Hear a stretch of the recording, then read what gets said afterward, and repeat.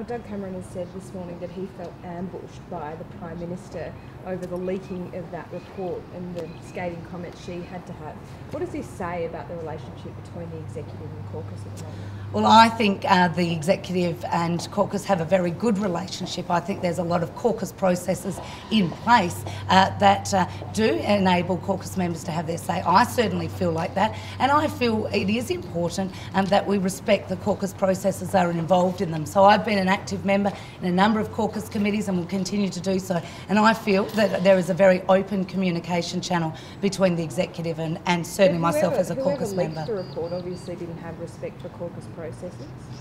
Well, look, all I can say is, you know, where I believe that these things should be discussed first and foremost is in caucus. I believe that as a caucus member, I should have the opportunity to discuss with my colleagues their ideas, and equally I should be able to discuss my ideas in caucus before it's leaked to the media. So I actually think that is the right process and should be respected. Are you worried about a report being leaked to the media before caucus has even seen it? Well, I would prefer that reports obviously are not leaked to the media, but let's not get too excited here. Leaking has been going on in this building for as long as this building's existed, and it was going on in the other building prior to that. So this isn't great.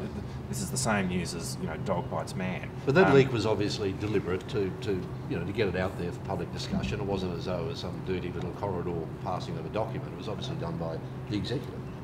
Well, I'm not going to speculate on that.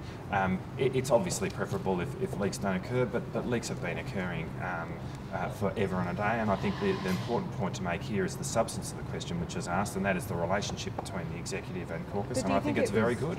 Well, these internal personality conflicts are a matter for the Labor Party, but they shouldn't get in the way of good policy. And frankly, I'm getting sick of Labor hypocrisy where certain members of the Labor Party wring their hands and say more needs to be done about looking after refugees or protecting local jobs, yet when it comes to a vote on the floor of Parliament, they continue to vote with the government and more often than not with the coalition. So there's a simple test.